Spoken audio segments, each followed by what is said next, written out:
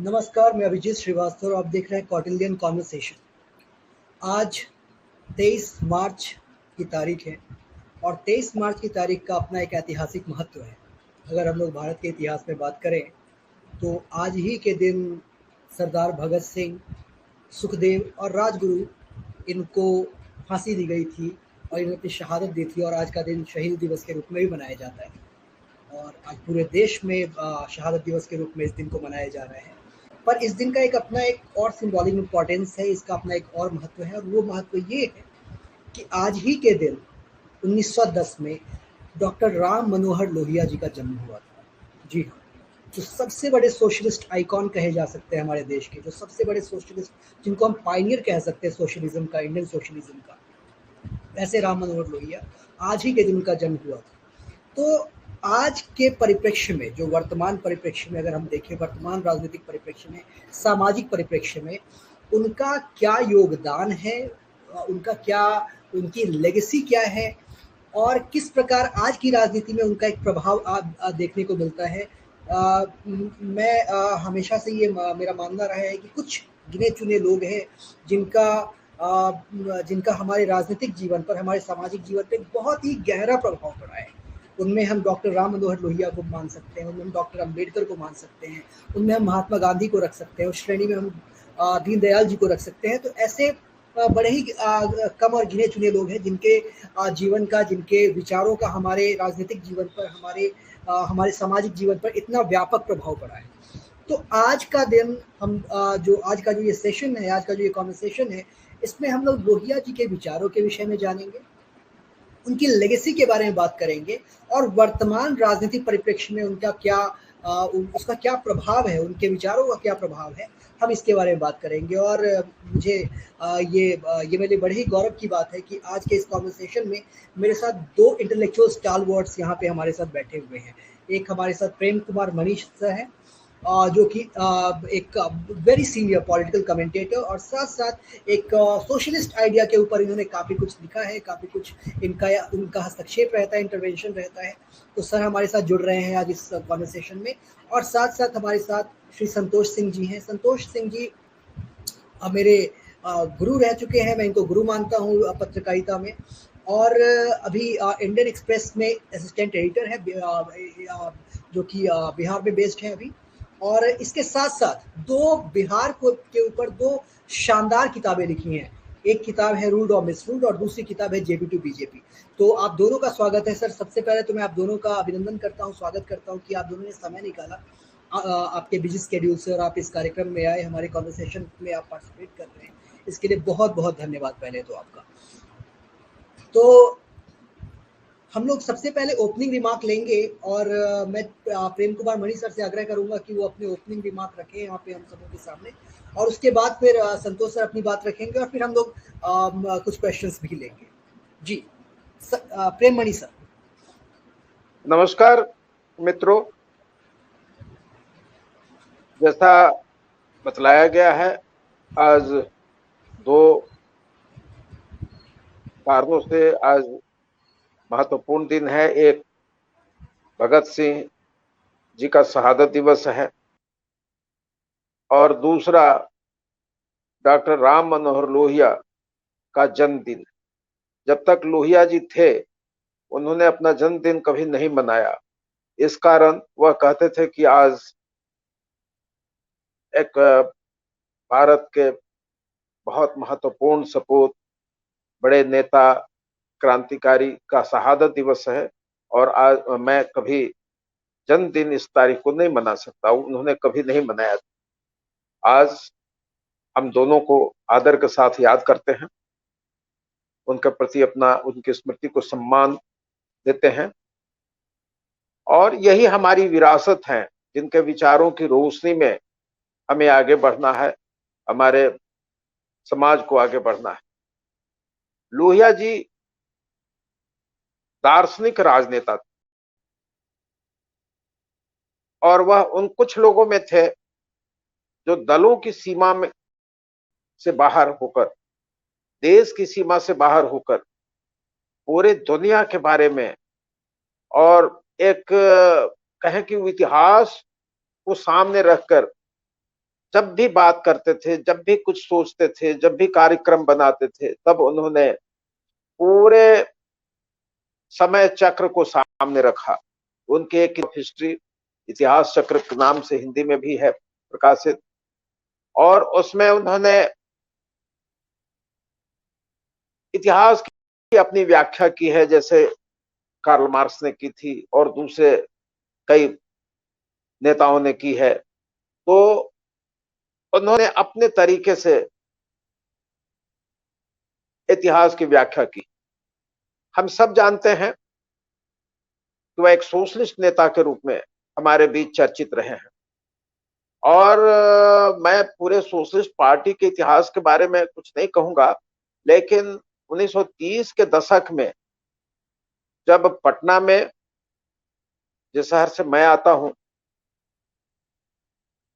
1934 में यहाँ अंजुमन इस्लामिया हॉल, एक छोटे से हॉल में 17 मई को कांग्रेस सोशलिस्ट पार्टी का एक सम्मेलन हुआ और उसी में तय किया गया कि कांग्रेस के भीतर रहकर सोशलिस्ट ताकतें जो हैं, सोशलिस्ट फोर्सेस जो हैं, समाजवादी शक्तियां जो हैं, वह अभियान चलाएंगी, अपना कार्यक्रम चलाएंगी, क्योंकि अब यह आजादी का आंदोलन सगुन रूप लेने लगा था। और बार बार यह प्रश्न आता था कि अगर हिंदुस्तान आजाद हुआ, स्वराज यहाँ स्थापित हुआ, तो वह कैसा होगा? वह पूंजीपतियों का होगा कि किसानों मजदूरों का होगा? यहाँ जनतंत्र होगा या कुछ और होगा? तो यह इन सब चीजों पर समाजवादी ताकतें गंभीरता से सोचती थी। वही समय था जब हमारे बिहार में स्वामी सहजानंद सरस्वती ने किसान आंदोलन का आरंभ किया था। और यह हिंदुस्तान किनका होगा? किसानों का होगा, स्वामी जी कहते थे। समाजवादी भी ऐसा ही कहते थे कि जो मेहनत कश तबके हैं, उनके हाथों में हिंदुस्तान का राजपाट होना चाहिए। और इन्हीं चीजों को लेकर समाजवादी आगे बढ़े थे, जिनमें लोहिया जी भी एक थे। आप सब लोगों को मालूम है कि 1948 में आजादी मिलने के बाद कांग्रेस से समाजवादी अलग होकर के उन लोगों ने अलग एक दल समाजवादी पार्टी बना ली। और फिर 1952 के इलेक्शन में जो आम चुनाव हुए, समाजवादियों ने चुनाव लड़ा, कांग्रेस के विरोध में लड़ा, मतलब अपना चुनाव लड़ा। सब लोग अपना चुनाव लड़ते हैं, किसी के विरोध में नहीं लड़ते।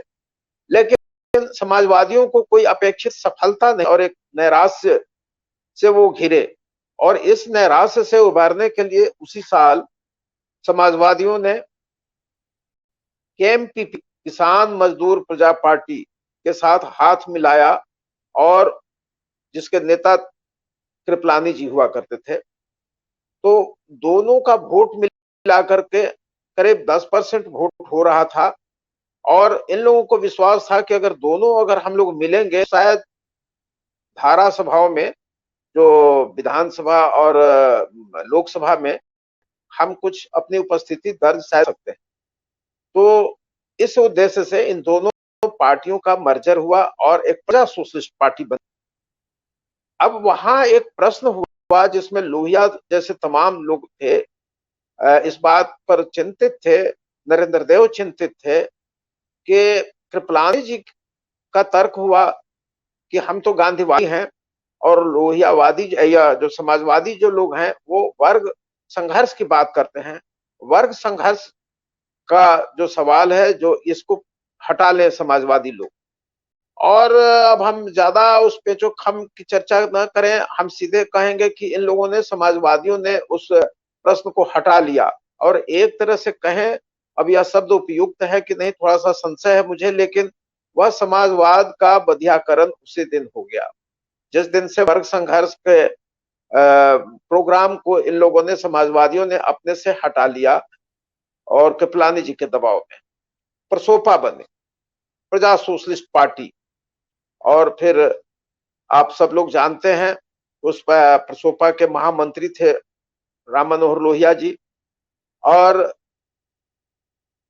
1955 में जब 55 या 54 में थोड़ा सा साल में हो सकता है कि अंतर हो रहा हो हमारे सामने या नहीं है, तो 1955 या 54 में ही वहां थानू पिल्लई सरकार जो थी त्रावणकोर कोचीन में, उसने भीड़ पर गोली चलाई थी, प्रदर्शनकारियों पर गोली चलाई थी, और उससे उत्तेजित होकर राम मनोहर लोहिया ने प्रजा सोशलिस्ट पार्टी के राष्ट्रीय महामंत्री की हैसियत से उन्हें निर्देश दिया कि आप इस्तीफा दीजिए।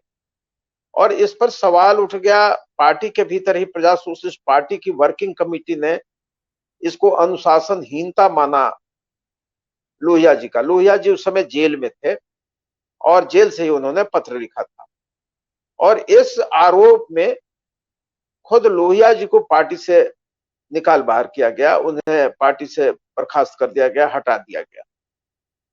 फिर इसकी प्रतिक्रिया हुई, और समाजवादियों के एक छोटे से धड़े ने 1956 के जनवरी में लोहिया जी के नेतृत्व में सोशलिस्ट पार्टी फिर बनाई। फिर 10 साल बाद करीब करीब सोशलिस्ट पार्टी और प्रजा सोशलिस्ट पार्टी के धड़े ने मिलकर के जनवरी 1965 में संयुक्त सोशलिस्ट पार्टी बनाई।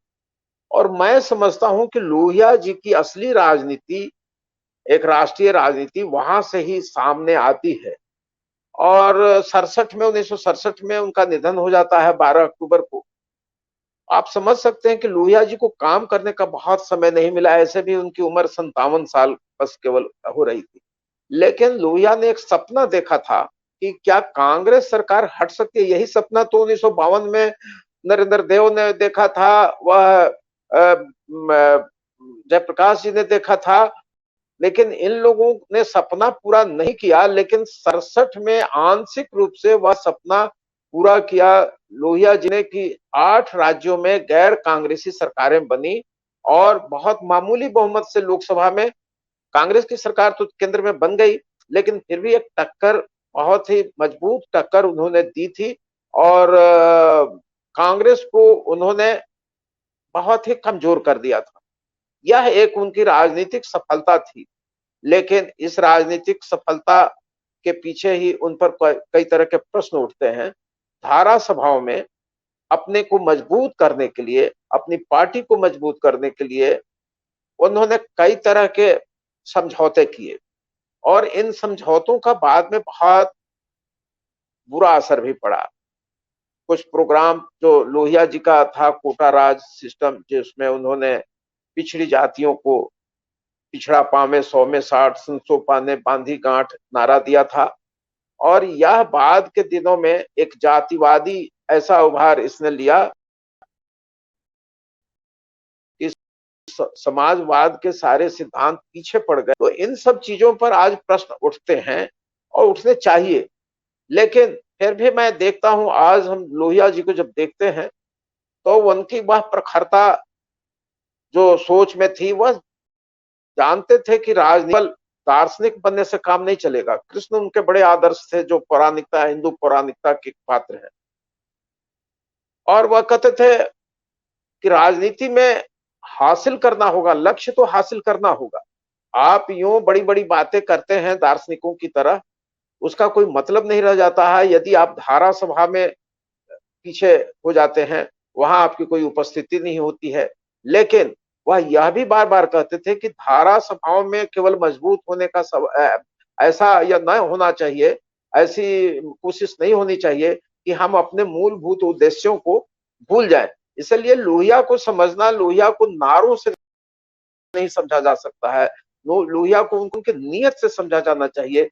लोहिया ने कभी भी जाति और वर्ग को अतिवाद में करके नहीं देखा। वह सबको एक टूल्स के रूप में, औजार के रूप में देखते थे।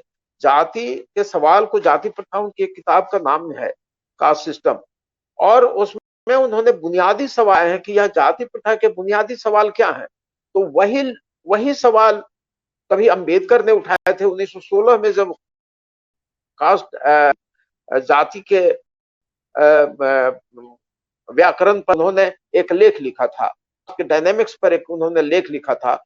तो जो सवाल उन्होंने उठाए थे, अंबेडकर ने उठाए थे, कुछ वैसे ही सवाल लोहिया भी उठाते हैं। उस जो कास्ट सिस्टम में जो पहला लेख है, जाति और योनि के दो कठघरे, ऐसा मैं भूल नहीं रहा हूं, तो यही शीर्षक है उसका, पहला लेख। और उन्होंने बताया है कि भाई हम किस तरह से स्त्रियों को की पवित्रता के सवाल ने इस जाति व्यवस्था को पैदा किया है। वो बुनियादी सवालों को देखते थे और उसे खत्म करना चाहते थे। वह बार बार वर्ग में और जाति में एक अंतर संबंध देखते थे। वह बार बार उन्होंने कहा कि यह वर्ण या जाति, जिसे हम हिंदू पौराणिकता या भारत में जो जिसे वर्ण कहा जाता है, जाति भी कहता है, हम वर्ण और जाति अपने या में मौलिक रूप से थोड़ा सा उनमें अंतर भी होता है। जैसे वर्ण जब हम कहते हैं तो रंग पर जोर दिया जाता है, और जाति जब कहते हैं तो जन्म पर जोर दिया जाता है। लेकिन वह मोटे तौर पर हम उसको पर्यायवाची समझ करके चलते हैं, और यहाँ हम वैसे ही चल रहे हैं। तो वर्ण और वर्ग के अंतर संबंधों को खूब समझते थे, और मान वर्ण तो जात या जाति है। तो इन सवालों को अपने हिंदुस्तानी परिवेश में जिस तरह से उन्होंने देखा, जिस तरह से उन्होंने ब्राह्मणवाद की मुखालफत की, और जैसा कि जो एक इटालियन चिंतक हैं, नाम रहा हूं, तो उन्होंने भी जो सांस्कृतिक वर्चस्व की बात जब की थी, तो कुछ इसी तरह की बात की थी जो लोहिया ने की थी। लोहिया बड़े परिप्रेक्ष्य में चीजों को देखते थे, और आज हम 21वीं सदी में हैं, तो एक बार लगता है कि भारत की राजनीति जिधर जा रही है आज, देश की राजनीति जैसे एक सांप्रदायिक ध्रुवीकरण या कहें हिंदुत्व के रास्ते पर जिस तरह से केंद्रीकृत हुई है, तो ऐसे में लोहिया जी हमें याद आते हैं, और उनके बताए रास्ते हमें लगता है कि हमारे लोकतंत्र को कुछ नया आवेग ही नहीं देंगे, रास्ता भी, मार्ग भी प्रशस्त करेंगे। और इसलिए लोहिया को आज मैं समझता हूं कि उन्हें अमूलभूत रूप में समझने की जरूरत है, नए तरीके से डिकोड करने की भी जरूरत है। उनकी प्रासंगिकता मैं समझता हूं कि आज कुछ अधिक हो गई है, और मैं चाहूंगा कि हमारे मित्र संतोष जी भी हैं, वह कुछ बोले, फिर कुछ आगे बात होगी तो मैं बताऊंगा। धन्यवाद।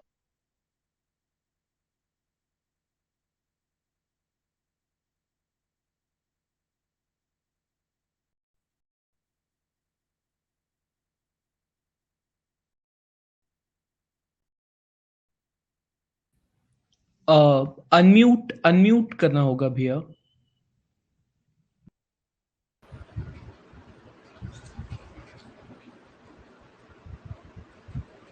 धन्यवाद सर।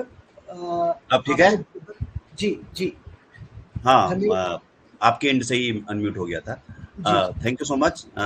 मनीष सर को तो मैं सुनते रहता हूँ, बहुत सीखता हूँ उनसे, और मेरा प्राइमरी लक्ष्य यही था कि आज भी सर को सुनूं। और जिस तरह से उन्होंने एक समेकित रूप से पूरी हिस्ट्री को बताया, तो उसको रिपीट करना इम्पोर्टेंट नहीं है। तो मैं कुछ नई चीज़ें, कुछ अलग चीज़ें बताऊंगा, ऐड करूंगा उसमें कि जो भी थोड़ा बहुत मैंने पढ़ा है लोहिया जी के बारे में, तो मुझको लगता है कि उनका जो कंसेप्ट था, थोड़ा बहुत आप कह सकते हैं यूटोपियन भी है। एक ब्यूटीफुल वर्ल्ड की उनकी परिकल्पना है। मतलब जो आदमी शुरुआत करता है कि पुरुष और स्त्री का विभेद पहले खत्म हो, फर्स्ट थिंग, उसके बाद कहता है कि जाति खत्म हो। जाति खत्म होने के बाद वो बात करते हैं कि कंट्री में भी भारत पाक महासंघ की बात करते थे, देश की बाउंड्री खत्म हो।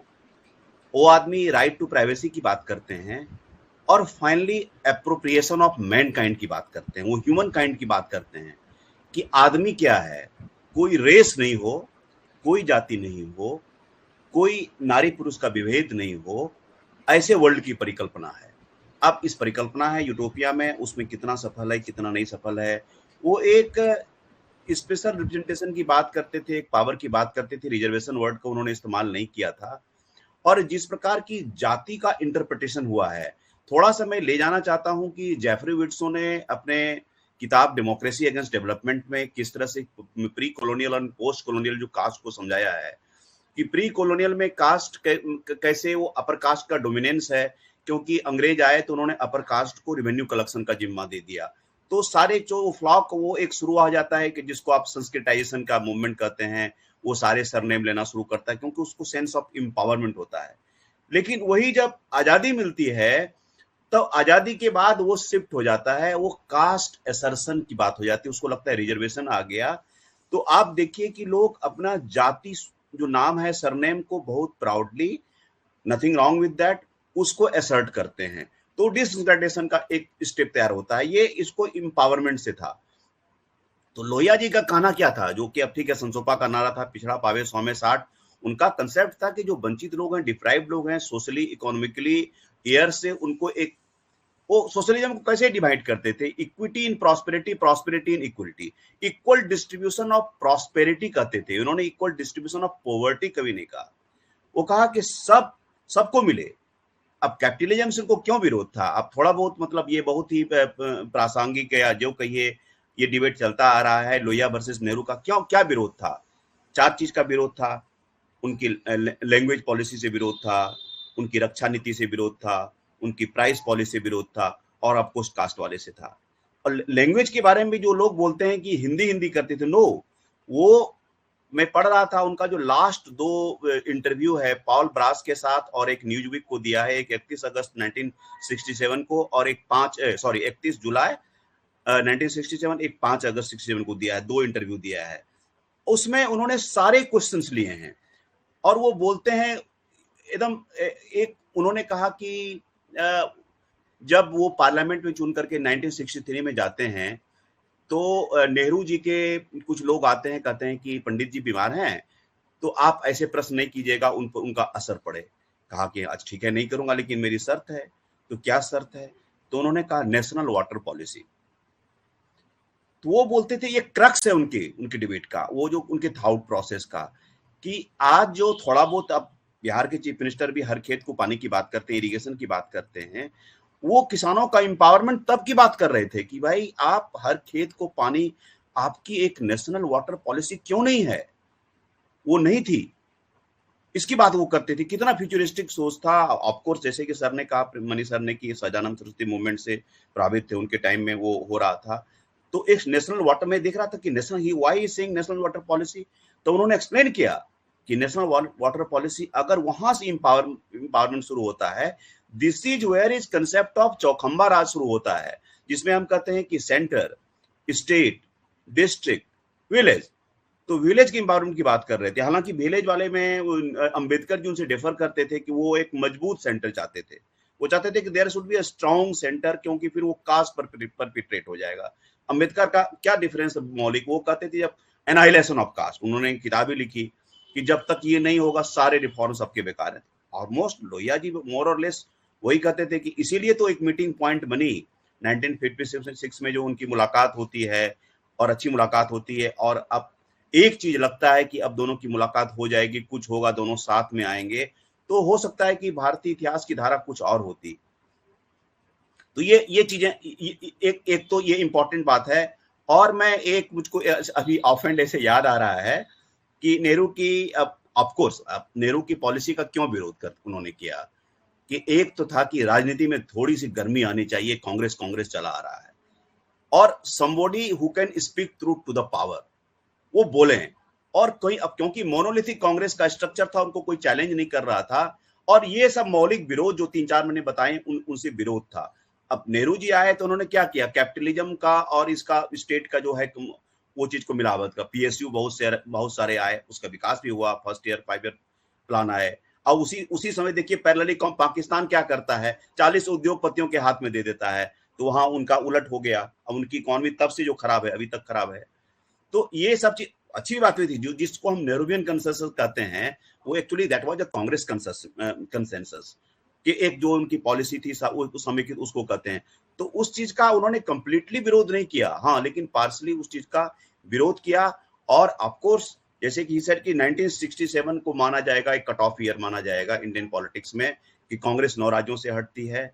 और he is the propounder of coalition politics. Coalition politics की शुरुआत उनसे हो जाती है। एक एसिमिलेटिव पॉलिटिक्स की बात करते हैं, जनसंघ के साथ आते हैं, कम्युनिस्ट के साथ आते हैं। जैसे एक आरोप लगता है कि जनसंघ के साथ आए, जनसंघ को उन्होंने पैट्रोनेज दिया, तो ये बातें कम्युनिस्ट के साथ भी कही जा सकती है। वहां ये बात नहीं थी, कांग्रेस वर्सेस रेस्ट है, जैसे अभी की पॉलिटिक्स चल रही है कि बीजेपी वर्सेस रेस्ट की बात चल रही है, जो बात चल रही है।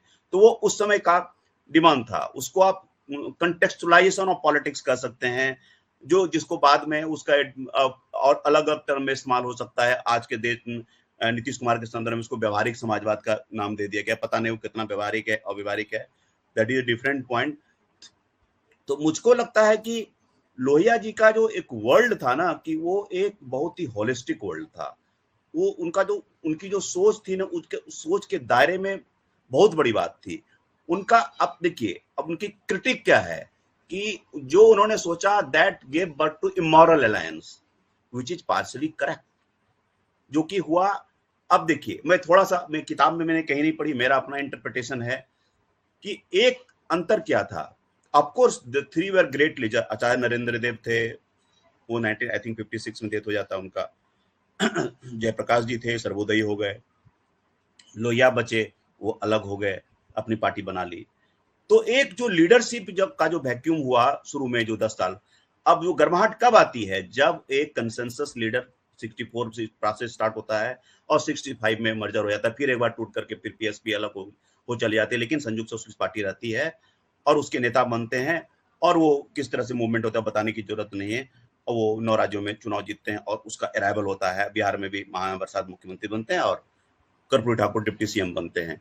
तो वो एक पॉलिटिक्स की वो उन्होंने शुरुआत की। एक पॉलिटिक्स आती है कि उसको हम एंटी कांग्रेस पॉलिटिक्स कहें या फिर अपोजिशन की पॉलिटिक्स कहें, वो शुरुआत होती है। तो मैं लीडरशिप की बात कर रहा था। देखिए, जब जब सोशलिस्ट पार्टी में लीडरशिप का वैक्यूम हुआ है, उनकी स्थिति खराब हुई है। आप देखिए 67 के डेथ के बाद कब लीडर आता है? बीच में बहुत सारे अच्छे नेता आए, राजनारायण आए, मधु दंडवते आए, मधु लिमे आए, जॉर्ज फर्नांडिस आए, चंद्रशेखर जी को जोड़ लीजिए, वो कांग्रेस से होकर के आए थे। लेकिन फिर भी वैक्यूम रहा, क्योंकि सब अलग अलग रीजन के थे और अलग अलग सोच के लोग थे। वो एक समेकित लीडरशिप नहीं दे पा रहे, एक कंसेंसस लीडरशिप नहीं था। कब आया? जब जेपी आते हैं। फिर जब जेपी सीन में आते हैं, तब वो कंसेंसस लीडरशिप हो जाता है। अब देखते जाइए ईयर। फिर कांग्रेस के कैंप से आए, बीपी सिंह आते हैं। उनको हम कितना समाजवादी कर सकते हैं, नहीं कर सकते हैं, मंडल मसीहा तो कह ही सकते हैं। वो आते हैं। जब एक नेशनल लेवल पर आपकी लीडरशिप इमर्ज करती है, तब अदरवाइज आप देखिए कि रीजनल छत्रप हो जाते हैं। कोई जाटलैंड से आ जाता है, कोई हटलैंड से आ जाता है। तो सबकी अपनी अपनी पॉलिटिक्स है, सबके अपने अपने कंस्टेंट हैं। दिस इज वेयर की डायनास्ट जो है, जो सोशलिस्ट की पॉलिटिक्स में, वो उनका आना प्रवेश हो जाता है और वो कैपिटलिज्म में कन्वर्ट हो जाता है। सोशलिज्म, वो सोशलिज्म नहीं रह जाता है, वो कैपिटलिस्ट हो जाता है। अपने लोगों को फर्दर करने लगते हैं। आप देखिए, यहाँ लालू जी के पुत्र हैं, रामविलास पासवान जी का दूसरा जनरेशन है, गौड़ा जी का दूसरा जनरेशन है। तो इस तरह के एक बड़ा इंटरेस्टिंग स्टडी होगा, Lohia how Lohia was failed by his dynast. ये बड़ा इंटरेस्टिंग स्टडी होगा, क्यों? उनकी सोच तो सही थी, इसके लिए लोहिया जी को दोष देना सही नहीं होगा, बिकॉज दिस उनकी जो पॉलिटिक्स थी उसने रूट सही नहीं लिया। मैं कंक्लूड करूंगा, एक मुझको याद आ रहा है नेहरू जी पर। तो एक मैं पढ़ रहा था लोहिया और आइंस्टीन का डिबेट। तो दोनों एक लाइट वैन में डिस्कस कर रहे थे। तो आइंस्टीन ने कहा, someone who can write beautifully, admirably, doesn't mean he can rule admirably.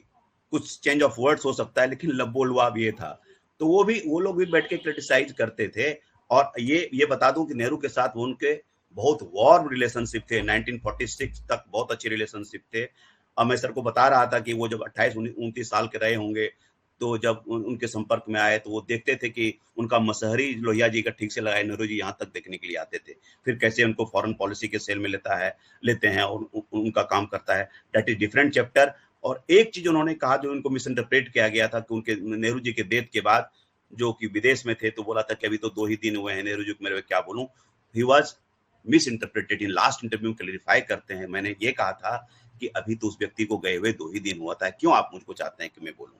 मैं कुछ नहीं बोलूंगा, लेकिन मैं कुछ नहीं बोलूंगा इस बात को सेलेक्टिव मीडिया ने इंटरप्रेट किया, तो उसमें मिस इंटरप्रिटेशन, इस बात के लिए उनको इस चीज का दुख था। बट ही सेड कि मैंने कहा था he led us with charm till 1946, this was your का, कि ये लाइन को हटा दिया और बीच का लाइन को सेलेक्टिवली उन्होंने इस्तेमाल कर दिया।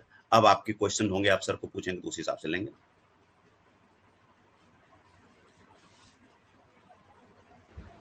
धन्यवाद सर, बहुत ही ब्यूटीफुल आपने तरीके से, बहुत ही बेहतरीन तरीके से आपने अपनी बातों को यहाँ पे रखा। और आपने एक बहुत इंपॉर्टेंट पॉइंट यहाँ पे रेज किया है, लोहिया एंड हिज डायनास्ट, जिन्होंने लोहिया के नाम पे राजनीति की और जिनकी पूरी राजनीति का आधार जो है वो लोहिया के विचार को माना जा सकता है। हम उस प्रश्न पे आएंगे अभी। मैं मणि सर से एक सवाल मेरा ये होगा कि जैसा मैंने शुरुआत में इस कॉन्वर्सेशन की शुरुआत में मैंने बोला था कि मुख्य रूप से 3-4 ऐसे आइडियोलॉग्स हैं, विचारक हैं, राजनीतिक विचारक, राजनीतिक चिंतक, नेता, हम जो भी कहना चाहें, जिनका एक बहुत ही बड़ा प्रभाव रहा है भारत की राजनीति में। चाहे हम लोग महात्मा गांधी की बात करें, हम डॉक्टर अंबेडकर की बात करें, और हम लोग डॉक्टर लोहिया की बात करें, और विशेष रूप से पिछले 15-20 सालों में, खास करके जब भारतीय जनता पार्टी मजबूत हुई है केंद्र में और राज्यों में, उसके बाद से एक नई विचारधारा, की भी काफ़ी ज़्यादा जो है सो चर्चा है, उस पर भी काफ़ी ज़्यादा जो है सो डिबेट्स हो रहे हैं, उस पर भी काफ़ी चर्चाएं हो रही हैं। और उसके मूल में है इंटीग्रल ह्यूमनिज्म, जिसके प्रोपाउंडर थे पंडित दीनदयाल उपाध्याय। तो मोटा मोटा अगर हम लोग देखें तो ये 4 ऐसे विचारक हैं जिनके इर्द गिर्द जो है, इनके विचारों के इर्द गिर्द भारत की राजनीति घूमती रही है या अभी भी घूम रही है। तो मैं आपसे ये जानना चाहता हूँ, ये मणि सर से मेरा सवाल है कि आप क्या देखते हैं, कैसे देखते हैं कि कहाँ आज की जो राजनीति है उसमें ये सब कहाँ फिट होते हैं एक साथ, और इनकी क्या प्रासंगिकता है आज की राजनीति में? जी। अब एक साथ फिट होने का सवाल नहीं है। दरअसल ये विभिन्न विचारधाराएं हैं, और आपने जिनकी चर्चा की वो उनकी हो 4 हो 6 हो, लेकिन यह विभिन्न विचारधाराएं हैं और पुराने समय से, हमारे पुराने जमाने से कई तरह की विचारधाराएं काम कर रही हैं। आप प्राचीन भारत में देखिएगा तो वहां भी जब यहाँ कोई विदेशी ताकतें नहीं, अब भी कुछ न कुछ विरोध किसी चीजों पर, अब वेदों की सोच थी उससे उपनिषदों के ऋषि टकराते हैं। उसके बाद बुद्ध का है, वह अपनी बात कहते हैं। फिर बौद्धों में ही 2 दल होते हैं। फिर ब्राह्मण मत के लोग अलग होते हैं, और दोनों बौद्ध और ब्राह्मण मत के लोग सांप नेवले की तरह लड़ते हैं। तो यह सब वैचारिक आवेग रहा। कल्हन की जो राज तरह एक फिल्म की चर्चा हो रही है, लेकिन आप देखेंगे कि राज तरंगनी में जो कल्हन ने किताब लिखी है, तो वहाँ कश्मीर के राजघराने की, वहाँ के राजनीति की लंबी कहानी है। और वह कई तरह लोग आते थे, कई तरह की विचारधाराएं आती थी। से रहा है आजाद हिंदुस्तान में आप जिसे नई विचारधारा कर रहे हैं, वह दीनदयाल उपाध्याय की कोई नई विचारधारा नहीं थी। 1922 में हिंदुत्व की विचारधारा दी थी सावरकर ने, और उसका विरोध ही उसी समय से हो रहा है। क्योंकि एक अलग, हम समाजवादी लोग जो देखते हैं उस विचारधारा को एक अलग रूप से देखते हैं। वह धारा कहीं न कहीं से आप वर्णवाद को स्वीकार करके वह चाहे जितना भी कह ले, लेकिन वह हिंदुत्व की विचारधारा में, वर्णवाद में उसे बल देने वाली ताकत है, और वह उसी पुरानी ताकत के प्रतीक है जो सदियों से पहले से चल रही थी, जिसकी चर्चा मैंने पहले की है। आप हिंदुस्तान में हमेशा 2 धारा रही, एक आस्तिक धारा और नास्तिक धारा रही है। तो आस्तिकता और एक अजीब चीज है कि भारत में ईश्वर करके कभी नहीं रहा है। वह है कि आप जाति को मानते हैं वर्ण को मानते हैं कि नहीं, और मानते हैं या नहीं मानते हैं तो आप आस्तिक हैं, नहीं मानते हैं नास्तिक हैं, इसी अर्थ में देखा गया है। और वह लड़ाई मन लिखी गई, तो यहाँ वज्र सूची लिखा, पहली सदी की बात मैं कह रहा हूं। और अशोक घोष ने संस्कृत में ही वज्र सूची भी लिखी है, वहां गीता लिखी गई है, तो स्वर्नंद नंदम लिखा अशोक घोष ने। और आज चल रहा है, आज मैं देखता हूं तो विचारधाराओं की बात जब यह करता हूं, समाजवादी लोग सबसे अधिक उस हिंदुत्व की ताकत से लड़ रहे हैं। जैसे बार बार लोहिया जी भी कहते थे कि हम वर्ण, वह जब जाति प्रथा में, जब उन्होंने पहले ही लेख में लिखा जाति और योनि के दो कटघरे, तो वह बतलाते हैं कि कौन सी चीज है जो इस जाति व्यवस्था को जन्म देती है, वह है जाति जन्म की सूचिता। और आप देखिए बहुत छोटे छोटे सवाल समाजवादियों ने, हमने जॉर्ज फर्नांडिस से पूछा था जब वो सवाल उठा रहे थे सोनिया गांधी पर। सोनिया गांधी को बार बार जब कहा जा रहा था कि आप इटालियन हो, और यह पीछे से ताकत दे रहे थे संघ और भाजपा के लोग, इस पर यह कर रहे थे। और अमर सिंह जैसे समाजवादी, पालतू समाजवादी जिसे पाला हुआ था मुलायम जी ने, और जॉर्ज फर्नांडिस भी कह रहे थे। जॉर्ज फर्नांडिस से मेरी बात हुई, मैंने कहा कि यह ठीक नहीं है, शरद जी अभी हैं, जॉर्ज फर्नांडिस तो नहीं है, शरद जी से मेरी बात हुई, और मैंने कहा कि बहुत गलत हो रहा है, क्योंकि यदि कोई अगर इटालियन इंडियन नहीं हो सकता है, तो फिर एक शूद्र भी कभी ब्राह्मण नहीं हो सकता है। और यह बात दार्शनिक रूप में कहा जाती है कि जो जाति है वह वही जाति रहेगी, उसे किसी भी प्रकार से बदला नहीं जा सकता है। आप इसको ओन कर सकते हैं कि नहीं, हम कर्म की ताकत से, हम अगर पढ़ लिख करके एक शूद्र ब्राह्मणत्व प्राप्त कर सकता है, तो यह उस वर्ण व्यवस्था का यह टूटता है, उसका दायरा, उसकी फिलॉसफी टूटती है, और इसको तोड़ने का सवाल है। समाजवादी यहां देखते हैं, जॉर्ज फर्नांडिस ने भी स्वीकारा था कि तुम ठीक कहते हो, और हम इस बुनियादी लाइन पर चलते हैं।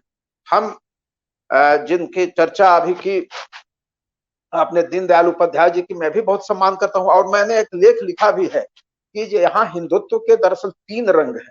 एक नागपुर स्कूल का है, दूसरा बंगाल स्कूल का है जिसका नेतृत्व श्यामा प्रसाद मुखर्जी करते थे, और तीसरा स्कूल जो है वह है मदन मोहन मालवीय का, जो ठीक है उस संघ में थे दीनदयाल उपाध्याय जी, लेकिन उन पर प्रभाव बनारस स्कूल का था, वह मदन मोहन मालवीय का था, जो कहते थे कि ज्ञान के बल पर ही आज हिंदू पढ़ सकते हैं, आगे हो सकते हैं। उनका नागपुर स्कूल का नारा था कि उनका सैनिकरण, मिलिटराइजेशन होना चाहिए, वह सैनिकरण में विश्वास करते थे। और वह बंगाल के रेनेसांस से प्रभावित है, श्यामा प्रसाद मुखर्जी का की जो अपनी फिलॉसफी थी वह अनुशीलन समाज से आई थी। तो समाजवादी आज के इन सारी चीजों पर देखते थे, इस पर लोहिया जी की भी दृष्टि थी, और इसलिए हम समाजवादी हिंदुत्व को ज्यादा बड़े परिप्रेक्ष्य में देखते हैं। हम हिंदुत्व को उस परिप्रेक्ष्य में देखते हैं जिसमें नेहरू को हम समाजवादी मानकर चलते हैं। वह नेहरू ठीक है, उनकी रणनीति और कई चीजों से लोहिया ने भी उनका विरोध किया, लेकिन आज जब हम देखते हैं तो वह एक बड़े परिप्रेक्ष्य में वह समाजवादी हीरो थे नेहरू। और इन्होंने हिंदुस्तान को, वह जब डिस्कवरी ऑफ इंडिया लिखते हैं या ग्लिम्पसेस ऑफ वर्ल्ड हिस्ट्री में, जब वह हिंदुस्तान के नजरिए से विश्व को देखते हैं, तो उसको एक समझना होगा हमें, वह समाजवादी नजरिया है। और इन सबके बीच लोहिया उभरते हैं। लोहिया कहीं नेहरू के विरोध में वैसे विरोधी नहीं थे जो समझते हैं दूसरे लोग उनके विरोधी। लोहिया नेहरू से ज्यादा की अपेक्षा रखते थे, वह समझते थे कि 46 के पहले जो नेहरू थे वैसे ही नेहरू बाद में भी रहे, लेकिन बाद में नेहरू को सरकार चलानी थी, और कांग्रेस में हिंदुत्ववादी जो ताकतें कहते हैं, कंजर्वेटिव और दक्षिणपंथी ताकतों का जमावड़ा था, जिस पर नरेंद्र देव ने भी तुरंत लिखा था। आप इन सब चीजों को देखना पड़ेगा। वहां राजेंद्र प्रसाद जैसे दक्षिणपंथी थे, पटेल थे, और दूसरे लोग जो भरे हुए थे, बहुत सारे लोग वहां से घूम घाम करके फिर गए, वह इसमें जनसंघ में गए। और यह एक भूल लोगों की है कि लोग समझते हैं कि संघ ने जनसंघ को बनाया था। वह कांग्रेस के लोग थे जो वहां अपना पंजा छुपाए हुए थे, अपना वैचारिकता छुपाए हुए थे, वो लोग, उन लोगों ने जाकर के वहां जनसंघ का संगठन किया था। इन सब चीजों को आज देखने की जरूरत है। हम बड़े परिप्रेक्ष्य में चीजों को देखते हैं, लेकिन हिंदुस्तान कैसा रहेगा? हिंदुस्तान में बहुलता रहेगी कि एक रूपता रहेगी? नहीं, एक रूपता को हम पसंद नहीं करते हैं। जब प्रकाश नारायण का वह दिन याद है मुझे, जब मैं इंटर का विद्यार्थी था उस समय, और वह आए थे बांग्लादेश के मामले में पूरी दुनिया से घूम करके, और उनका नागरिक सम्मान हो रहा था श्री कृष्ण मेमोरियल हॉल में पटना में, और मैं बिल्कुल स्टूडेंट था और उस हैसियत से केवल सुनने गया था। वहां उन्होंने कवि दिनकर की 2 पंक्तियां उद्धृत की थी, जहां अनेकता होती है युद्ध के देवता वहां रोते हैं, दुनिया को एक करने की सनक से युद्ध उत्पन्न होते हैं। जहां विविधता होती है, बहुलता होती है, वहां शांति भी होती है और संपन्नता भी होती है। और जब हम दुनिया को एक करने का जब की कोशिश करते हैं कि हम सबको एक में मिला देंगे, तब वह बहुत ही किसी भी समाज के लिए दुर्भाग्य का क्षण होता है। जहां बहुलता होगा, जैनिज्म में क्या कहता है, अनेकांतवाद क्या है? और जब उपनिषदों की बात करते हैं तो उस पर भी हम बात कर सकते हैं। अनेकांतवाद आप बोल रहे हैं वह एक सच नहीं है, सच दूसरे भी हैं। हमारे वेदों में कहा है कि एकम सद विप्रा बहुधा वदंती, एक ही सत्य को प्रबुद्ध लोग अनेक तरह से कहते हैं। तो यह हमारा हिंदुत्व है। इस हिंदुत्व को समाजवादियों ने समझा है, उसको नेहरू ने भी समझा है, लोहिया ने भी अपने तरीके से। इसलिए मैंने लोहिया जी को कहा कि वो दार्शनिक राजनेता थे, और लोहिया से हम यह सीखते हैं। हम जब कोई हिंदुत्व की बात करता है तो हम ऐसे खारिज नहीं करते हैं, हम उनसे ज्यादा बड़े हिंदुत्व की बात करते हैं। उस हिंदुत्व में अब आज यह समय की सीमा है, और मैं किसी से कोई बैर के भाव से नहीं कहता हूं, मैं संवाद बनाने की कोशिश करता हूं। लोहिया जी की जो विशेषता थी, वह कम्युनिस्टों से भी और जनसंघियों से भी उन्होंने संवाद बनाया। मैं बार बार कहता हूं कि हम बिना संवाद बनाए किसी को अछूत नहीं घोषित करेंगे। हमारे अनेक सारे मित्र संघ में भी हैं, हम उनसे संवाद बनाते हैं। संवाद अगर नहीं बनाएंगे, अपनी बात हम बंद कर देंगे, तो फिर हम कैसे आगे बढ़ेंगे? सबसे संवाद बनाने में विश्वास करते हैं। हम चाहते हैं कि एक सचमुच एक खूबसूरत दुनिया, एक ऐसी दुनिया जहां आंसू हो तो सुख के आंसू हो, दुख के आंसू नहीं हो। हम ऐसे पूरे दुनिया के समाजवादी ऐसे ही, वह कार्ल मार्क्स हो, हमारे हीरो हैं, कार्ल मार्क्स हो या लोहिया हो और दूसरे लोग हो, सब लोगों ने ऐसा ही स्वप्न देखा था। वह बार बार लोहिया जी कहते थे, समानता और संपन्नता। या गरीबी का बंटवारा हम नहीं न करने जा रहे हैं, हम दरिद्रता का बंटवारा नहीं न करेंगे। हम संपन्नता लाएंगे समाज में, खुशियां जब लाएंगे, उसी का हम बंटवारा करेंगे। और हम ऐसा नहीं समझते हैं कि यह दूसरे जो लोग हैं, या भी जो हिंदुत्व के जो वाक दूसरे जो लोग हैं, हम सब लोगों किसी से घृणा पाल करके हम नहीं चलते। हम ऐसे हिंदुस्तान की बात करते हैं, इन्हीं में से समझदारी जब बढ़ेगी, हमारे रास्ते पर आएंगे। हम उनसे भी समझना चाहते हैं, उनसे भी डायलॉग करना चाहते हैं, और किसी अतिवाद में नहीं। कोई भी समाजवादी अतिवाद में नहीं जाना चाहते। अतिवाद में जब जाते हैं समाजवादी, जब जाते हैं तो उनकी दुर्दशा हुई है, जिसकी चर्चा अभी संतोष जी ने की है। वह बड़े परिप्रेक्ष्य में सोचना छोड़ दिया है समाजवादियों ने। आज भी मैं कहता हूं कि देश में समाजवादी ही हैं जो डेमोक्रेसी को समझते हैं, समाजवादी ही हैं जो इतिहास को समझते हैं, समाजवादी ही हैं जो पूरी दुनियादारी को समझते हैं, पूरे दुनिया को समझते हैं। और हमारा आज हिंदुस्तान है, भारत है, तो पूरी दुनिया में है। दुनिया से कट हम नहीं रह सकते। पूरे इतिहास के एक कालखंड में हम यहाँ आज हम 21वीं सदी पर नहीं रहेंगे। हमारे पीछे हमारा पूरा इतिहास है और आगे हमारा पूरा भविष्य है। इसलिए मित्रों, आज लोहिया जी का जन्मदिन है। इतनी बातें भावावेग में मैं कह गया, पता नहीं इसमें आप लोगों के काम के लायक कोई चीज है या मैं अपने भावना में आ गया। लेकिन मैं बार बार फिर कहता हूं कि मैं सबसे संवाद बनाने की कोशिश हमें करनी चाहिए। सभी लोगों से, अंधकार और प्रकाश में, हम अंधकार से कोई परहेज नहीं करते। हम अंधकार की भी अपनी ताकत होती है, उसकी सापेक्षता में ही प्रकाश होता है, और प्रकाश की सापेक्षता में अंधकार होता है। हम सबको लेकर के चलना चाहते हैं। हम हिंदू हो, मुसलमान हो, पिछड़ा हो, अगड़ा हो, कश्मीर के लोग हो, केरल के लोग हो, कितने तरह के लोग हैं, और इन सब लोगों को किसने बांध करके रखा है? हम उस ताकत को देखते हैं। इसी ताकत को नेहरू ने देखा था, इसी ताकत को लोहिया ने देखा था, इसी ताकत को हम लोग भी देखने की कोशिश करते हैं, और यही समाजवाद का लक्ष्य है। मित्रों, मैं इसी के साथ अपनी बात समाप्त करता हूँ। शुक्रिया जी सर, आपने बहुत ही सकारात्मक बातें कही। मतलब आपकी जो बातें थी उसमें आपने बोला विचारों के उसमें आप कुछ बोल गए, लेकिन आपने कुछ भी ऐसा नहीं बोला, बल्कि आपकी जितनी भी बातें थी एक बहुत ही आपने सकारात्मक तरीके से अपने विचारों को रखा। और सबसे बड़ी बात, जो विचारों की जो एक सभी प्रकार के विचारों का जो प्रवाह होना चाहिए हमारे सोशल डिस्कोर्स में, हमारे सामाजिक विमर्श में, उसकी बात आपने की, और ये बिल्कुल सही है, ये बिल्कुल उचित है। और ख़ास करके वर्तमान राजनीतिक जो परिप्रेक्ष्य है उसमें ये खास करके बहुत ज़्यादा ये बात ज़रूरी हो जाती है। संतोष सर, आपसे मेरा एक प्रश्न ये होगा कि आपने लोहिया और जो जिन्होंने लोहिया के विचारों के आधार पर राजनीति करने का प्रयास किया है इतने दिनों से, जिनको आप लोहिया और उनके डायनेस्ट कह रहे हैं, एंटी कांग्रेसिज्म की शुरुआत अगर किसी ने भारत में की, भारतीय राजनीति में की, तो वो हम कह सकते हैं कि डॉक्टर राम मनोहर लोहिया ने की। और आज ऑलमोस्ट लगभग हम लोगों ने हम जैसा हम देख रहे हैं कि वो जो एक कंडीशन है, वो एक पोजीशन है, कांग्रेस मुक्त भारत वाला जो एक स्थिति थी, उसको अचीव कर लिया गया है लगभग। मैं ये तो नहीं कह सकता कि पूरी तरीके से, लेकिन लगभग आज की जो स्थिति है उसकी बात मैं कर रहा हूँ। और हालांकि हम सब जानते हैं कि तो आप कहाँ देखते हैं ये जो वर्तमान में जो ये जितने भी मतलब लोहिया के विचार को मानने वाले लोग हैं, जो उनके राजनीतिक दल हैं, जो उनके नेतृत्व करता है, वो खुद को कहाँ देखते हैं? How they are able to connect with Lohia in the present context, political context?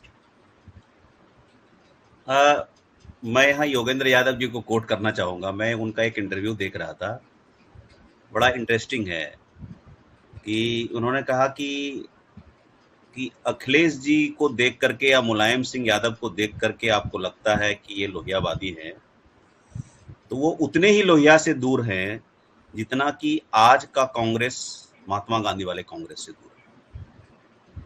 ये एक एनालॉजी उन्होंने दी थी समझने के लिए। आप you may agree may disagree. तो मैं आपके पॉइंट पर आता हूँ।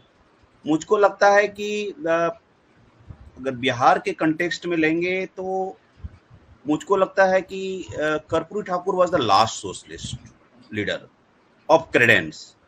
अब बहुत सारे एलिमेंट हैं, लालू जी ने भी उसको इनकलकेट किया, नीतीश जी ने भी किया, खास करके in terms of governance, social engineering, Panchayati Raj system, और थोड़ा बहुत to some extent water policy जिस फॉर्म में किया है।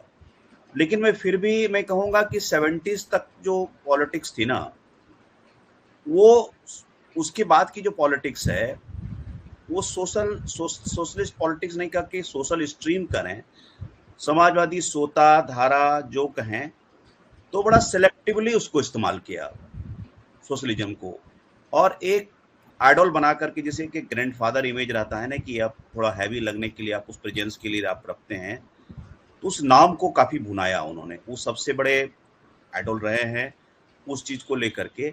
लेकिन मुझको लगता है कि आप छोड़िए कि उनको फॉलो करना, उन लोगों ने कितना लोहिया को पढ़ा, इवन भी बेसिक पैम्फलेट भी उनके पढ़े कि नहीं पढ़े, छोड़िए आप wheel of history, abstract of world mind, और उनकी जितनी किताबें हैं, कास्ट वाली किताबें हैं, 4-5 किताबें उनकी है। मैं भी देख रहा था तो मुझे एक मित्र ने कम से कम खोज रहा था तो सम 3000 वर्ड्स का भेजा है मुझे, उसमें कि लोहिया के बहुत सारे ओरिजिनल वर्क्स हैं, और प्लस मधु दंडवते, जॉर्ज फर्नांडिस, इन सब के भी लेख हैं। तो उसमें जॉर्ज फर्नांडिस सबका भी बहुत बढ़िया क्रिटिक है, मतलब सोशलिज्म के बारे में, वो किस प्रकार की कांग्रेस एंटी कांग्रेसिज्म की बात करते हैं, कांग्रेस के विरोध के बारे में। तो एक इंस्टांस से जॉर्ज फर्नांडिस अपने लेख में जिक्र करते हैं कि एक बार की बात है कि नेहरू बोलते बोलते अपने फादर मोतीलाल को एक इंट्रोड्यूस किया, he was man among Prince among man. तो इस बात से बड़ा विरोध था लोहिया जी का। लोहिया जी ने कहा कि आप ये कह सकते थे कि Motilal Nehru's father was a Kotwal under British dispensation. आप ये कहते कि एक कोतवाल का ग्रैंडसन प्राइम मिनिस्टर बन गया, that would have been made a better socialist. आपको वो सोशलिज्म था। ये कह करके आपने एक वर्ग की दीवार खड़ी कर दी, जो एक आपने लाइन खींच दिया। तो वही कहा कि हम क्राउन प्रिंस नहीं बन पाए। नेहरू जी क्राउन प्रिंस बन गए, हम क्राउन प्रिंस नहीं बन पाए, हमारी गलती यही थी। और उन्होंने एक एग्जाम्पल दिया, दो तरह की देशभक्ति, एक महाराणा प्रताप की देशभक्ति, एक मान सिंह की देशभक्ति। बोला ना कि हम लोग थोड़ा बहुत मान सिंह वाले हो गए, जो कि जब तक साथ रहे अकबर के साथ तो तब तक तो बड़ी बड़ाई, लेकिन उनके सामने से हटे तो गाली दिया। तो हम ये राणा प्रताप बनते ना तो वो ज्यादा अच्छा होता, वो डायरेक्ट होता।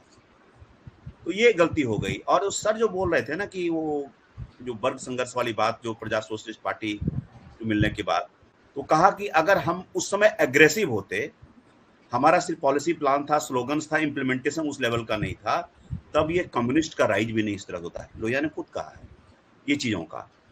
तो मैं ये मानता हूं कि उनके बाद की जो पॉलिटिक्स है, आप देख लीजिए पूरे से लेकर के, मैं शुरू से पहले वाले खंड में मैंने बताया है, आप देखिए बिहार में, देखिए 90 के बाद की पॉलिटिक्स देख लीजिए। लालू प्रसाद की फैमिली, रामविलास पासवान की फैमिली, नीतीश जी की फैमिली नहीं है लेकिन फिर भी चुने हुए लोग हैं।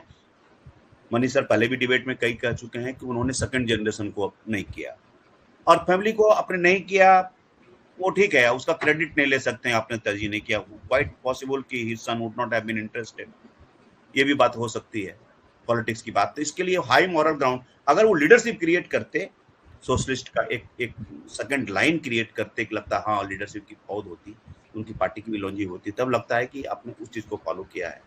सेम डिट्टो लिखिए लालू प्रसाद की पॉलिटिक्स में, कोई मर्ज नहीं किया सेकंड जनरेशन में।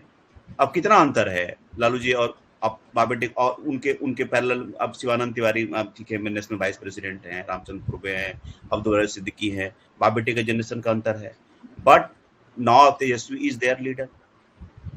तो वो नहीं हुआ, पर्सनल रीजन है। मुलायम सिंह के बाद वही कहानी है, वो तो खैर अखिलेश ने पूरा वो नहीं चाहे, उन्होंने 12 में प्रोजेक्ट किया, मुख्यमंत्री एक यंग एज में बनाया। आप कर्नाटका चले जाइए, गौड़ा जी, तो वो जो एक डायनास्टिक पॉलिटिक्स, और इवन जाटलैंड में भी देखिए ना उस तरह की पॉलिटिक्स हो गई। चौथा जनरेशन चल रहा है चौधरी देवीलाल का, कि ये जो पॉलिटिक्स है ना, तो उसके कारण से एक्सपेंशन का जो एक पार्टी ऑर्गेनाइजेशन, आप लाख काम कीजिए लेकिन आपका कितना ग्रोथ होगा? ग्रोथ नहीं होगा। एक फैमिली पार्टी वाला एक जो सिस्टम हो जाता है। For that matter even Congress, Pranab Mukherjee कब ये फाइनेंस मिनिस्टर थे, उसके बाद फिर 30-32 साल के फाइनेंस मिनिस्टर बने। Was that a growth? No, because कि आप जब beyond the family structure of party को एक्सपेंड नहीं करते हैं, तो फिर ये सारे जो आइडियाज हैं, उनके आइडियाज बहुत हैवी नहीं है, बहुत क्लियर है। अगर आप क्रिस्टलाइज करके दीजिएगा तो 5 मिनट में लोहिया के आइडिया आपको क्लियर हो जाएंगे। चौखंबा राज, सप्त क्रांति, व्हील ऑफ हिस्ट्री, उसको जितना एनालाइज कीजिए बहुत तरह से इंटरप्रेट। और एक चीज देखिए, एक आदमी जिसने कि साहित्य को, कंटेम्पररी लिटरेचर को कितना इंपैक्ट किया, सर्वेश्वर दयाल सक्सेना, हरीश्वर नाथ रेणु, UR अनंत मूर्ति, मनीष सर पूरा लिस्ट बना देंगे। पूरे कंटेम्पररी जो एक उस समय के साहित्य को वो आदमी इतना प्रभावित कर सकता है। आप इंदुमती केलकर की किताब पढ़ी, उनकी बायोग्राफी, हाउ ब्यूटीफुली रिटन, मतलब। और लोहिया जी की मृत्यु होती है तो उसके बाद जो उनका निकलता है पूरा प्रोसेशन, और क्या सन्नाटा है रोड पर, लगता था कि कोई, of course he was a statesman, some person with a great post, he was holding no post. तो वो वेट था, उस आदमी को समय नहीं मिला, निकालने समय नहीं दिया उनको, ओनली 57।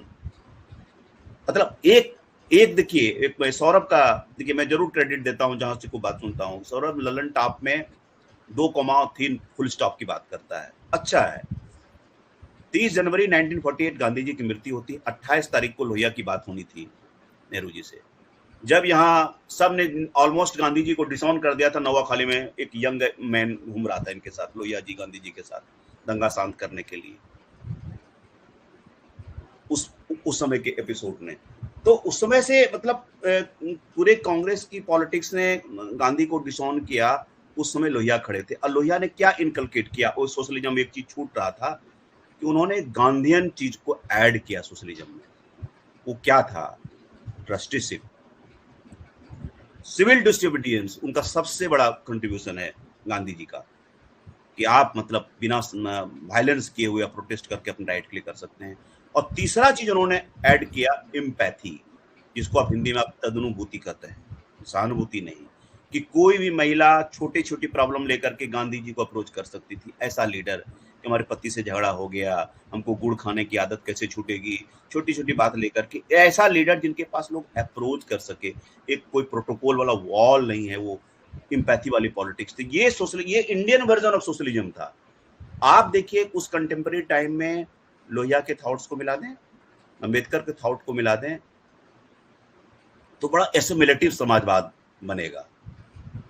और एक चीज छूट रहा था, मुझको लगता है कि मैं विस्मरण हो गया, आप मुझे प्राउड करेंगे तो मुझे याद आ जाएगा। हाँ, सौरभ बाली, तो वो 28 को बात होनी थी, 28 तारीख को, फिर एक 29 को क्या हुआ कि टल गया। तो गांधी जी को 29 को फिर क्या हो गया, होता है कि जब गए लोहिया के कमरे में तो लौट के आए, तो फिर बोले कि बापू आपने मेरे बात नहीं हुई, काकने में जब गया तुम बहुत गहरी नींद में सोए हुए थे, मैं नहीं जगाया, तो 30 को बात करता हूँ। तो 30 को तो आपने देखा क्या हो गया, 30 को बात हो रही थी, 30 को उनकी हत्या हो जाती है। दूसरा कॉमा वो उसमें था कि अगर अंबेडकर को और जीवन मिलता, वो दोनों साथ आते तो इतिहास की तीसरी धारा। और फुल स्टॉप, ऑफ कोर्स 1967 की बात होती है, वो 67 की बात। और एक चीज और मुझको उससे थोड़ा सा ये से आपके प्रश्न से कनेक्टेड नहीं है, जो कि मैंने जेपी टू बीजेपी में जिक्र किया है। उमेश प्रसाद सिंह ने, अब उनको सुनेंगे जब आप ऑफलाइन करेंगे, उनको बहुत सारे great story teller on Lohia, तो वो एक बहुत अच्छी वाकया का, मैंने उनको कैसे माइंड को रीड करते थे। वो आरा स्टेशन की बात है, लौट करके प्रोग्राम से जा रहे थे, रमना मैदान में था, 67 की बात है, तो देख रहे थे वो कुछ बच्चों की किताब, तो उनको कहा इन्होंने कि किसी ने कहा है, उमेश जी ने या किसी और ने कहा कि आप ये कौन सी किताबें बच्चों वाली किताब पढ़ते हैं, तो उसमें मौन रह गए। जब जाने लगे तब उन्होंने कहा कि मैं ये पढ़ रहा था कि आजकल बच्चे क्या पढ़ रहे हैं। That was Lohia. तो there same so many anecdotes. Of course he was failed by his dynast. उनकी पॉलिटिक्स को बहुत ही सेलेक्टिवली अभी कंटेम्पररी पॉलिटिशियन ने यूज किया है, अभी तक कर रहे हैं। But this said, I think socialism of Lohiya version is the only hope that evokes hope. That's why if all parties has a bit of socialism in it. सब अपना, अब लोहिया को आज बीजेपी भी मानती है, कर्पूरी ठाकुर को मानती। कर्पूरी ठाकुर का सुशील मोदी ने बताया कि पार्टी में उनका विरोध हो रहा था कि जब उन्होंने ये आइडिया दिया था कि उनका मनाया जाए एनिवर्सरी, लेकिन धीरे धीरे एक्सेप्टेबिलिटी, क्योंकि वो ओबीसी के बहुत बड़े नायक के रूप में इमर्ज करे, तो वो सारी चीजें उनके Nehru was a great socialist as Prem Kumar Mani sir said. तो वो सोशलिज्म सबने लिया है, सेलेक्टिवली इस्तेमाल किया है। लेकिन Lohia Gandhi and Ambedkar version of socialism, इन तीनों को मिलाता है। I think that could be the purest amalgamation, if I can use the term of socialism. How much it can be followed, that's a different thing. जी अभिजीत। धन्यवाद सर, बहुत अच्छी बात कही आपने।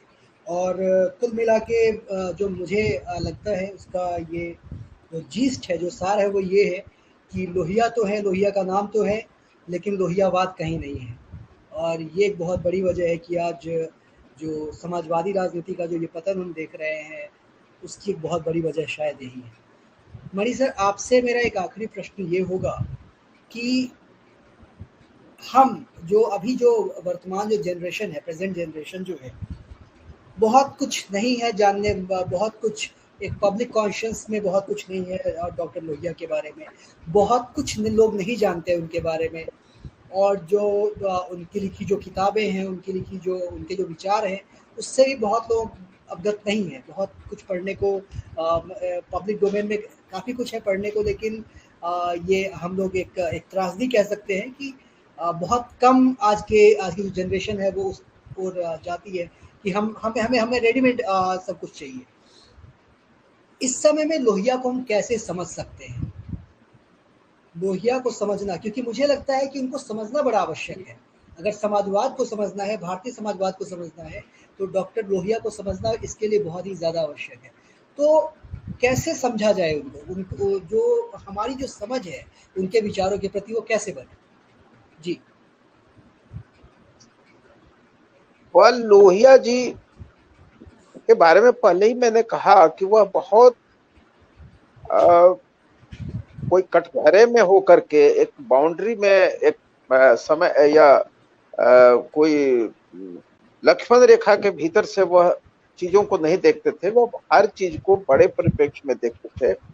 और जैसा कि कहा कि उनके जो अपने भाषणों के द्वारा कुछ उनकी जो किताबें जैसे है इतिहास चक्र या इकोनॉमिक्स आफ्टर मार्क्स, मार्क्स के बाद की अर्थशास्त्र, या उनकी किताब है जाति प्रथा, या फिर लोकसभा में लोहिया जी ने जो बातें रखी हैं, और उन सबके बीच से जो एक लोहिया जो आते हैं, हमारे एक लोहिया विचार के रूप में आते हैं मिलजुल करके, वह यही कहते हैं कि सभी चीजों को वह उनकी अपनी कुछ सीमाएं भी थी। या ऐसा नहीं है कि कोई ऐसा देवता होता है कि सर्वज्ञ हो, वह कुछ अपनी सीमाएं भी थी। वह एक सीमा थी कि वह गांधी के बारे में भी संतोष जी ने कहा, गांधी की सीमा को वह नहीं समझ सके, मेरा मानना।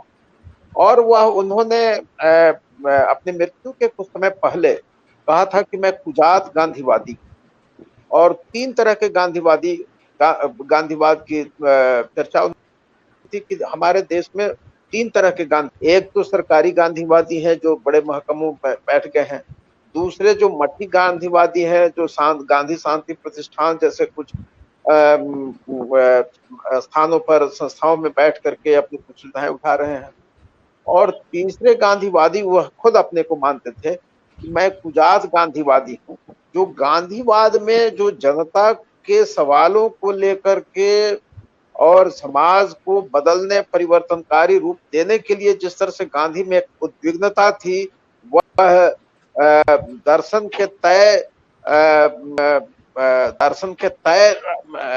जो उनके जो चौखटे थे उनको वह तोड़ देते थे और छोड़ देते थे, और उसके बाद वह अपनी बातें रखते थे। तो वह लोहिया जी बार बार वह उसी रास्ते पर, उस गांधी के रास्ते पर आते थे, उस गांधी के रास्ते थे कि हम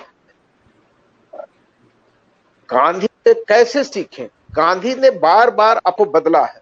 1920 के गांधी जो थे 1930 के गांधी नहीं थे, 19 के गांधी थे 1940 के गांधी नहीं थे। गांधी ने बार बार अपने को बदला। वह उनकी जब टक्कर होती है रविन्द्रनाथ टैगोर से तो वह कुछ बदलते हैं, उनकी टक्कर होती है अंबेडकर से तब वह कुछ बदलते हैं, उनकी टक्कर जब नेहरू वगैरह के साथ होती है तो वह भी बदलते हैं। एवं कि वह एक बदलाव आप चिन्हित कर सकते हैं कि वह जब सुभाष बोस से टकराते हैं भी उनमें थोड़ा बदलाव आता है। और इन्हीं से लोहिया भी सीखते थे। वह बार बार आने वाली चीजों से, आने वाली घटनाओं से बार बार सीखते थे, अपने को बदलते थे। और मैं समझता हूं कि लोहिया को समझना है कि वह तय व्याकरण में यह मार्क्सवाद का व्याकरण है या फलानेवाद का व्याकरण है या गांधीवाद का व्याकरण है, नहीं। वह बार बार कहते थे कि जो कल का लोहिया मैं हूं, आज का लोहिया नहीं हूं। आज कल हो सकता है कि वह कल का जो लोहिया नित्य नवीनता में वह वास करते थे, और वह कहते थे कि हमें परिस्थितियों के अनुसार नए संदर्भों में सोचने की आदत डालनी चाहिए। और एक बुद्धिजीवी की यही कोशिश होती है, यही उस पहचान होती है कि वह नए संदर्भों में नए जो नई चुनौतियां आती हैं उसके परिप्रेक्ष्य में चीजों को देखे, विश्लेषित करे, सोचे और कोई रास्ता ढूंढे उस रोशनी में।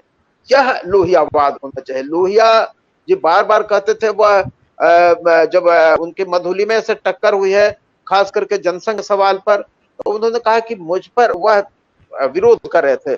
जनसंघ से जुड़ने के मामले में मधुलिमा का विरोध था, लेकिन उन्होंने कहा कि मुझ पर तुम्हारा विश्वास है? हाँ है। तो चलो इतना सही काम चलेगा, मुझ पर विश्वास करके आगे बढ़ो। और वह उन्होंने यह भी कहा कि तुम समझते हो कि मुझे कोई बदल नहीं सकता है, कोई लोभ या कोई ऊंचे पद की प्रधानमंत्री होना है या इस ऊंचे आसन पर जाना है। तो उन्होंने कहा कि हाँ, तो कहा कि तो बस चलो। वह ऐसे संत पुरुष थे। वह राजनीति में हमेशा कुछ लोगों ने संतत्व की जो तलाश की है उसमें गांधी थे, लोहिया भी उस परंपरा में आना चाहते थे, अम्बेडकर भी कुछ अंशों तक रहे, अम्बेडकर रहे, वो नेहरू नहीं हो सके। वह उनका संतत्व 1946 तक फले रहा हो, बाद में वह उस संतत्व से थोड़ा सा विचलित होते हैं अपना, चूंकि प्रधानमंत्री पद संभालना था उन्हें, तो इस पर उनका गुस्सा एक होता है, तात्कालिक गुस्सा था। और उस गुस्से की पहचान कुछ लोगों ने ऐसा कर दिया कि वह नेहरू का विरोध करने के लिए जैसे पैदा हुए थे। नहीं, वैसा विरोध उनका नहीं था, वह बहुत ही सकारात्मक, और उसको आज हम विश्लेषित करें तो वह नेहरू से जो उन्होंने सीखा था, जो नेहरू कभी उनके हीरो हुआ करते थे, उस नेहरू को की बातों को वह आगे बढ़ाते हैं। मैं समझता हूं कि जो सच, जो नेहरू को समझते हैं, गांधी को समझते हैं, लोहिया को समझते हैं, इनमें कोई अंतर विरोध नहीं पाते हैं। इनमें एक तारतम्य हम पाते हैं, एक निरंतरता है, और इस निरंतरता को ढूंढने की तलाश जिन लोगों ने जब नहीं की, तो वो वही लोग जा करके आज जो राजनीति के वंश वृक्ष जो फैले हुए हैं, जिसकी चर्चा संतोष जी ने की, क्या हुआ है। आप समाजवादियों का इतिहास के बार बार टूटते रहे हैं। आप 80 के बाद से 2000 तक देखिएगा, हर बार टूट करके आज लगभग खत्म हो चुके हैं। और आज कहाँ चले गए हैं लोग, हाशिए पर चले गए हैं। और लोहिया जी की रोशनी में अगर हम आज चीजों को देखें, तो इकट्ठा होने का मतलब यह नहीं है कि बुरी ताकतें बहुत अगर इकट्ठा ही हो जाती हैं तो फिर बुराई करेंगी।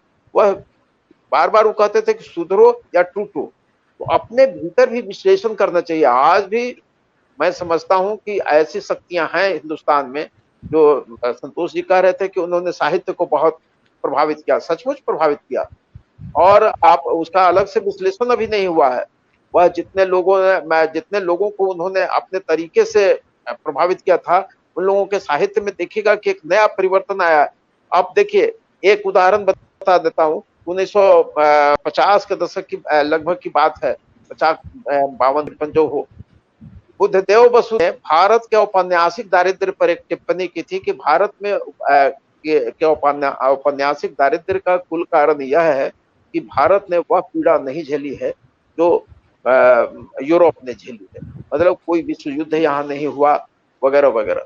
इस पर किसी लेखक ने नहीं, लोहिया जी ने प्रतिक्रिया दी, और वह उनकी प्रतिक्रिया थी कि बुद्धदेव बसु को अगर भारत में औपन्यासिक दारिद्र्य के कारण यहाँ दुख का अभाव दिखता है, तो उन्हें मैं कहना चाहूंगा कि उन्हीं के बंगाल में अकाल पड़ा इतना, वहाँ भारत बंटवारे के समय लाखों लोगों को उजड़ना पड़ा, और बार बार अकाल और सुखाड़ की घटनाएं किसान झेल रहे हैं, हर साल झेलते हैं।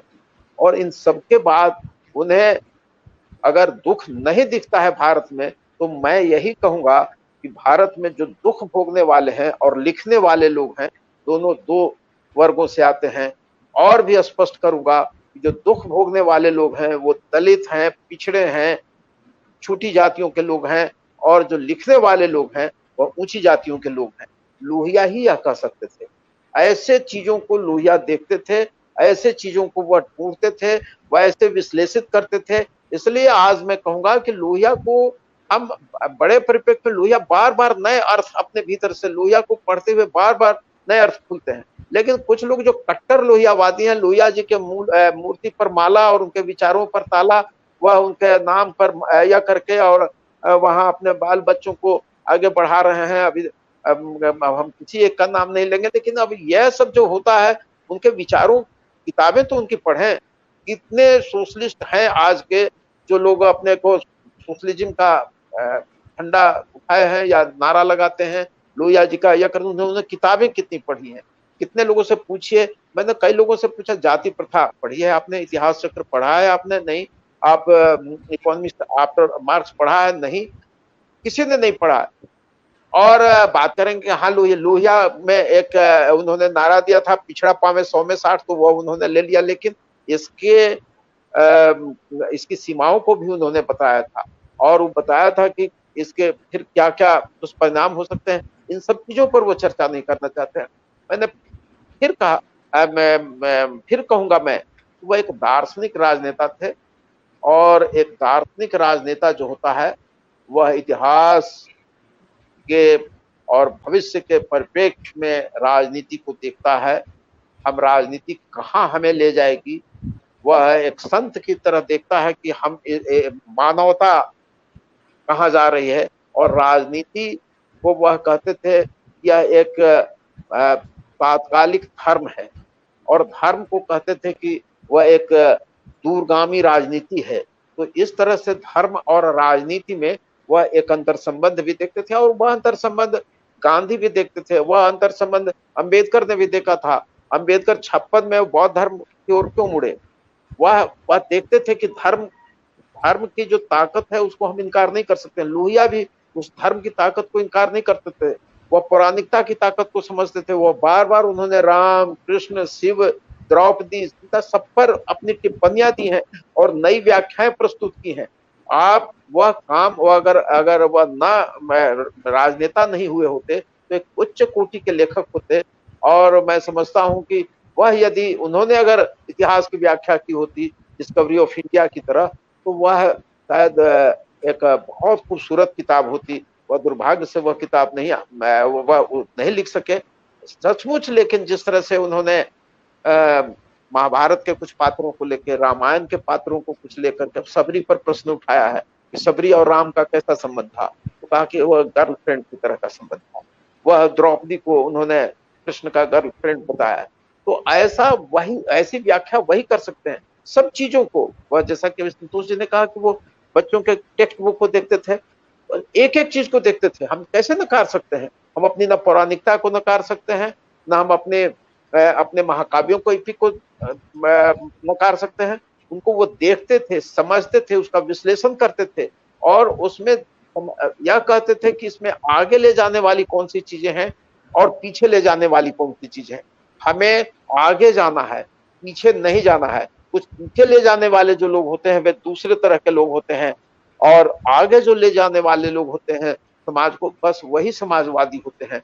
मैं समझता हूं कि वह सामाजिक दृष्टि से चीजों को देखते थे, बहुत गहराई से चीजों को देखते थे, और उनके पास अगर कुछ दिन और होते तो हिंदुस्तान की राजनीति का नक्शा कुछ और होता। 10 साल अगर काम करने का उन्हें और मौका मिलता, तो मैं समझता हूं कि हिंदुस्तान की राजनीति कुछ ज्यादा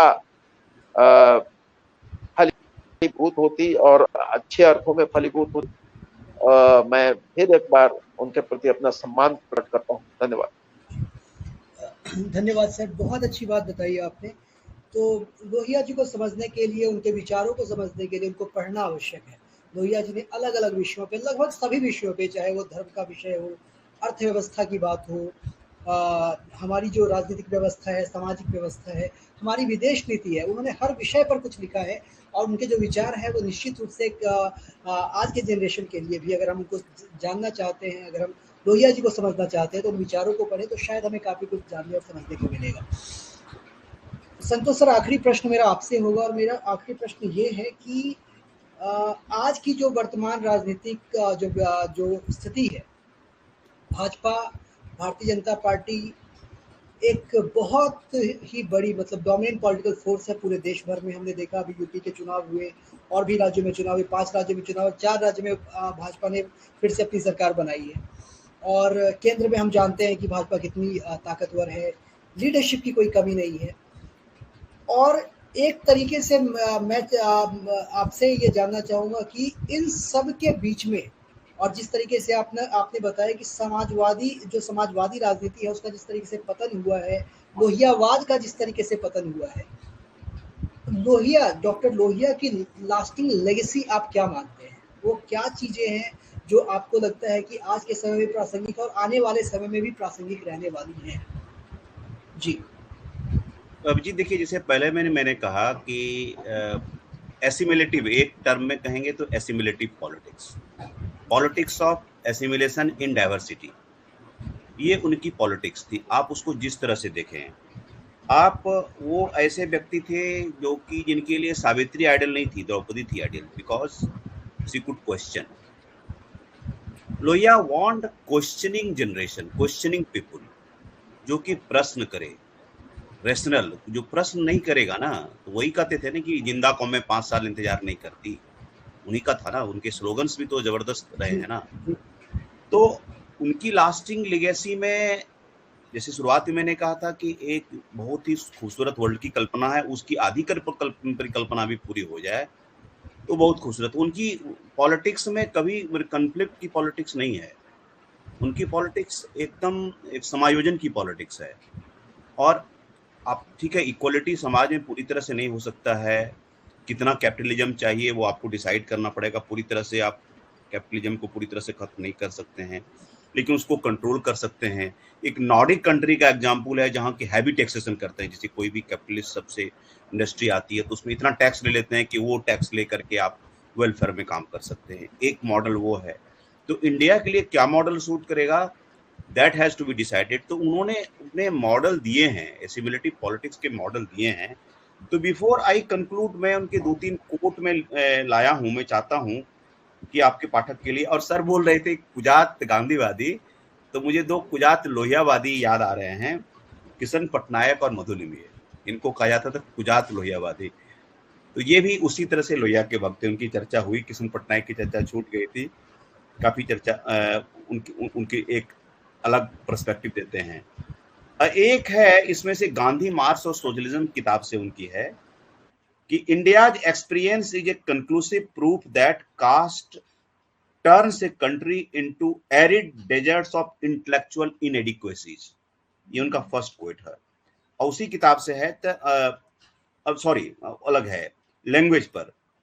the debate on language has so far missed the central point. The use of English as medium in economy depresses work output, in education reduces learning, and almost nullifies research, in administration weakens efficiency and adds to inequality and corruption. ये इनका language पर debate था। और caste system पर जो sir बोल रहे थे, उस पर 2 कोट है। The caste system, I am convinced that 2 segregation of caste and sex are primarily responsible for the decline of the spirit. These segregations have enough capacity to kill all capacity for joy and adventure. The second quote from the same book is, many socialists honestly wrongly think that it is sufficient to strive for economic equality and caste inequality would vanish of itself as a consequence. They fail to comprehend that economic inequality and caste inequality are twin demons. So this, I think, precisely answers your question. Lohiya's world, I think, beautiful world, somewhat utopian, somewhat realistic as well, and some world that is not difficult to follow. And he is being followed in parts by almost all parties. Thank you, Abhijit.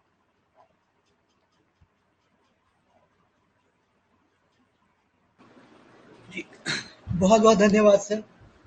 तो आज का जो ये conversation हमारा रहा, Y Lohia matters, आज लोहिया जी के जन्म जयंती के अवसर पर जो हमारी ये बातचीत हुई, और प्रेम कुमार मणि सर का और संतोष सर का जो हम लोगों को यहाँ पे इनके विचारों को जानने का मौका मिला, और लोहिया जी के विचार, लोहिया जी की जो राजनीति थी, उनके जो राजनीतिक विचार थे, और उनका आज की राजनीति पर क्या प्रभाव है, और भविष्य में उनकी राजनीति का क्या प्रभाव रहेगा, उनके विचारों का क्या प्रभाव रहेगा, इन सब चीज़ों पर आज हमने बात की है। मुझे लगता है कि आप सबों को आज का ये जो विमर्श है, ये जो कॉन्वर्सेशन है, काफ़ी पसंद आया होगा। निश्चित रूप से आप इसको आगे भी फॉलो करेंगे। और एक मैं सूचना आपको ये देना चाहूँगा कि ये इस इवेंट को, ये जो कॉन्वर्सेशन था, इसको हम लोग ऑफलाइन मोड में करना चाह रहे थे, इवेंट के रूप में करना चाह रहे थे, लेकिन कुछ परेशानी की वजह से हम नहीं कर पाए। लेकिन निश्चित रूप से हम लोग इसमें एक ऑफलाइन इवेंट के रूप में भी करेंगे, और शायद मई महीने में हम लोग इसकी योजना बनाएंगे, इसका प्लान कर रहे हैं कि मई महीने में हम लोग एक फुल फ्लेज्ड इवेंट करें, जिसमें हम लोग इसी तरह की चर्चा हो, लेकिन वो एक बड़े प्लेटफॉर्म पे हो। तो जैसा भी होगा हम आपको निश्चित रूप से सूचित करेंगे।